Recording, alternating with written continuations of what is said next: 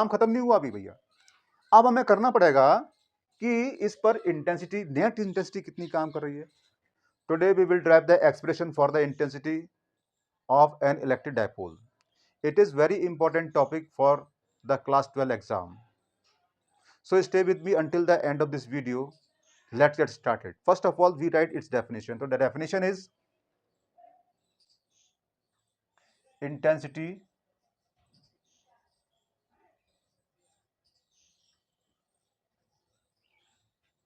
of a dipole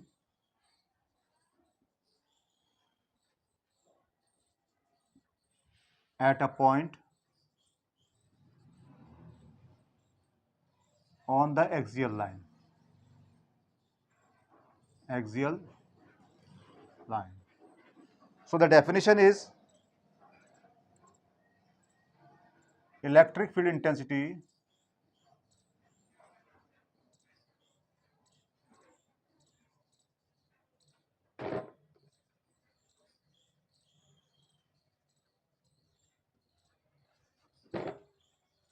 is the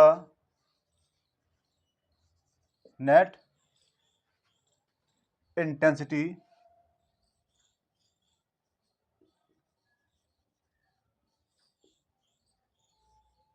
at a specific point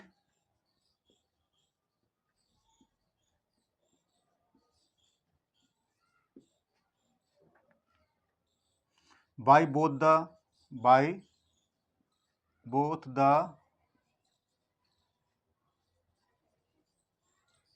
charges of a dipole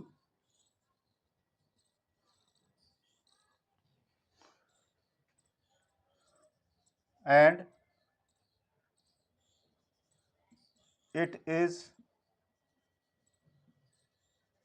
equal to the vector sum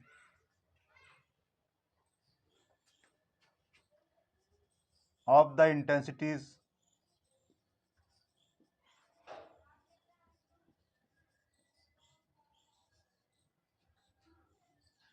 due to each charge of the dipole.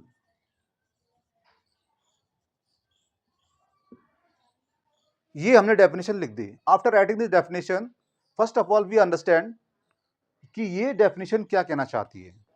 देखिए, ये definition कहना चाहती है कि एक electric dipole है. मान लीजिए वो इलेक्ट्रिक डाइपोल ये है, ये ठीक है, ये इलेक्ट्रिक डाइपोल है इस तरीके से. और ये इलेक्ट्रिक डाइपोल अपने चारों ओर एक इलेक्ट्रिक फील्ड प्रोड्यूस कर रहा है. और इसके इलेक्ट्रिक फील्ड में इन दोनों पॉइंट्स को मिलाने वाली जो ये लाइन है, इसी लाइन के अलोंग एक और पॉइंट है. मैं मान लेता हूं वो पॉइंट इधर है, ठीक है, और उस पॉइंट का नाम है P, और इसका एक सेंटर मानते हैं, वो सेंटर है O. तो ये डिस्टेंस O और P के बीच में क्या है, वो R है. तो इस डाइपोल के सेंटर से R डिस्टेंस पर एक पॉइंट P है. उस पॉइंट पर एक टेस्ट चार्ज रखा हुआ है ये. और ये जो सेंटर होता है ना, तो इसकी वजह से ये दोनों डिस्टेंस बराबर होती है. ये L, इसको भी L मानते हैं. और जितने भी डाइपोल्स होते हैं ना, उनका एक डाइपोल मोमेंट होता है जिसको हम P बोलते हैं, वेक्टर P. तो ये वेक्टर P है और ये सिंपली P है, पॉइंट P है, ठीक है. ये बात ध्यान रखना. तो इसके इलेक्ट्रिक फील्ड में एक पॉइंट है P, उस पर Q नॉट चार्ज रखा हुआ है. ये बहुत छोटा चार्ज होता है, बाय डिफॉल्ट ये पॉजिटिव होता है. तो क्या हो रहा है कि इस पर एक फोर्स लगेगा और उस फोर्स में इसी का डिवाइड करने से वो इंटेंसिटी बन जाती है. तो इस पर दो इंटेंसिटी बनेगी, एक इसकी वजह से, एक इसकी वजह से. तो इस पर एक नेट इंटेंसिटी निकल के आएगी. उसी का ये फॉर्मूला में ड्राइव करना है, ठीक है. तो इसके लिए क्या करेंगे, सबसे पहले हम ये मानेंगे कि ये डाइपोल है ना, ये किसी डाइलेक्ट्रिक मीडियम में रखा हुआ है. सो लिखते हैं इसके लिए, let this dipole be placed in a dielectric medium, और इसकी जो वैल्यू है वो कैपिटल के है। ठीक है, अब हम इसका फॉर्मूला ड्राइव करते हैं, बड़ा सिंपल तरीके से आएगा।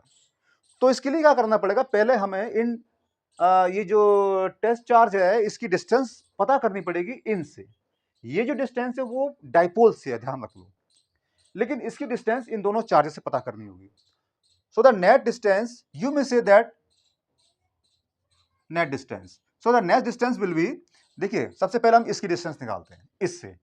तो देखिए ये जो r है वो यहां से यहां तक है, एंड दिस डिस्टेंस यहां से यहां तक, तो ये दोनों डिस्टेंस मीट कर रही है, इसमें से ऐड हो जाएगा, यानी कि टोटल डिस्टेंस बिटवीन, इसको a मान लीजिए, इसको b मान लेते हैं, ठीक है, between a and p is r plus l।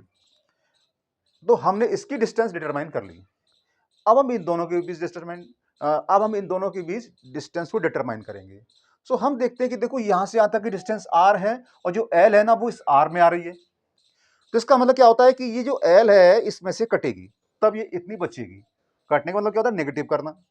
So the net distance between b and p will be r minus l। अब ये डिस्टेंस हमने डिटरमाइन कर ली, लेकिन काम खत्म नहीं हुआ अभी भैया। अब हमें करना पड़ेगा कि इस पर इंटेंसिटी, नेट इंटेंसिटी कितनी काम कर रही है। तो first of all we see that ये Q naught is more closer to plus Q with respect to minus Q। तो ये जो Q नॉट है इसके ज्यादा पास है बजाय इसके, तो डिस्टेंस कम होने की वजह से इसके द्वारा जो इंटेंसिटी बनेगी इस पर वो ज्यादा होगी, इसकी इंटेंसिटी कम होगी। तो डायरेक्शन किधर रहेगी इसकी, वो इधर रहेगी, क्योंकि ये दोनों पॉजिटिव हैं तो इधर होगा, यानी इसको मैंने E2 बोल दिया, और ये इधर चूंकि दोनों में अट्रैक्शन लगेगा तो एक इंटेंसिटी बनेगी इधर E1, ठीक है, E1। अब मैंने देखो ये इसको थोड़ा सा कम दिखाया, इसको ज्यादा दिखाया है क्योंकि ये ज्यादा रहेगी। तो इसको अब इस पर एक ही पॉइंट पर अब इंटेंसिटी वेक्टर क्वांटिटी होती है। अब एक ही पॉइंट पर दो इंटेंसिटीज काम करें, इसका मतलब क्या होता है, इसमें नेट इंटेंसिटी निकलेगी। तो मैं इसको यहां दिखा देता हूं, ये नेट इंटेंसिटी इधर काम कर रही है, ठीक है, मतलब अगर ये चार्ज ट्रेवल करेगा तो इधर ही करेगा। क्लियर हो गया। अब करने के बाद में हमें इसी को निकालना है। तो फर्स्ट ऑफ ऑल हमें E1 E2 सेपरेटली लिखना पड़ेगा पहले। तो V लिखते हैं, हम लिखेंगे मतलब E1 is equal to 1/4 pi epsilon naught capital K times Q over, अब इसमें डिस्टेंस क्या लोगे इसके लिए, because E1 is due to minus Q and the distance between A and P is R plus L. So in the denominator we will write in bracket R plus L the whole squared, और इसको आप दोगे number 1 equation. Similarly you can write for E2, so E2 will be 1/4 pi epsilon naught K times Q over, and the distance will be in bracket R minus L the whole squared, and इसको आप equation number 2 दोगे। And you can see here that in the figure, because this intensity is larger than this distance, so the net intensity will towards the same distance as the direction of dipole moment. So net intensity will be is equal to E2 minus E1. Now you can put these two expression in this equation. So we will get 1/4 pi epsilon naught capital K times Q over R minus L the whole squared minus 1/4 pi epsilon naught capital K times Q over R plus L the whole squared. After writing this, first of all we see, is there any common between these two terms? Yes, we see that this terms has Q and this term also has Q. This terms has, these both terms has 1/4 pi epsilon naught K, and this also has 1/4 pi epsilon K. So the इनमें जो net common होगा वो क्या होगा, Q over 4 pi epsilon naught capital K. So taking out Q over 4 pi epsilon naught capital K as a common factor, so we will get in the curly bracket what? 1 upon r minus L the whole square minus 1 upon r plus L the whole square. Close the curly bracket, and further we will solve this bracket. So first of all, we take the LCM of the denominator. So we get q over 4 pi epsilon naught capital K. In the curly bracket, we get in the denominator as a LCM r minus L the whole square times r plus E. And close this curly bracket, and on the denominator we get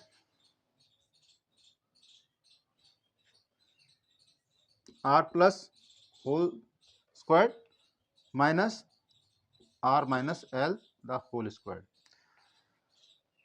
अब हम देखते हैं, देखिए आगे क्या करेंगे कि देखो ये दोनों ब्रैकेट्स के बीच में टाइम्स हो रहा है, यानी कि और पावर भी सेम है, तो हम इनको एक ही ब्रैकेट में लिखेंगे, मतलब ये दोनों जो ब्रैकेट्स हैं एक ही ब्रैकेट में है, करली ब्रैकेट में। तो जब यहाँ पर करली ब्रैकेट आएगा तो ये वाला बॉक्स ब्रैकेट बन जाएगा। Further we write here E is equal to Q over 4 pi epsilon naught K times, sorry यहाँ पे स्पेस कम है तो मैं इसको यहाँ लिख देता हूँ, ठीक है। E is equal to Q over 4 pi epsilon K capital K times in box bracket, in the curly bracket we get r minus L r plus L the whole square of the curly bracket, and here expanding these two squares we get r square plus L square plus 2rl minus r square plus r minus minus r square minus L square plus 2rl. We see that on the denominator r square L square r square L square both have the magnitude same but opposite in sign, so these are cancel out, but plus 2rl and plus 2rl will be same sign, so they will add up. And in the denominator you see that in this bracket r minus L, and in this bracket it has r plus L, so this will become a formula r square minus L square. Now let's move further. Let's move on. Q over 4 pi epsilon naught capital K and 4rl over r square minus L square the whole square. Again, look at here. We know that the distance L is very small as compared to r. So because या as बोल दीजिए इसको, as L is very less than as compared to r, so L can be neglected. तो neglect करने पर क्या होगा कि E is equal to Q over 4 pi epsilon naught capital K, और यहाँ मिलेगा हमें 4rl upon r is power 4। तो देखिए r इज पावर 4 को कैंसिल करेगा तो मिलेगा हमें यहाँ पर 3। और देखिए अब हमारे पास ये जो P होता है ना, डायपोल मोमेंट, ये होता है हमारा P, क्या होता है, ये होता है P is equal to 2ql। तो क्या ये भी बन सकता है, इसके अंदर आ सकता है? यस। देखिए 2 हमें क्या चीज के लिए 2ql चाहिए, तो देखो L है, Q है, 2 यहाँ से मिल जाएगा, तो इसको हम फैक्टर करेंगे, ठीक है। So now E is equal to 1 upon 4 pi epsilon naught capital K times 2 into 2ql over r cubed. Again E is equal to 1 upon 4 pi epsilon K capital K 2 P over r cube. So this is our expression for the intensity of a dipole in an electric field. But this formula is applied where the dipole is placed in a dielectric medium. If there is no dielectric medium, that is there is a vacuum, so K will be 1, In that case, E will become E is equal to 1 upon 4 pi F naught K times 2P over RQ. So it will apply when the dipole is placed in a vacuum. So for vacuum, in vacuum, sorry, in vacuum.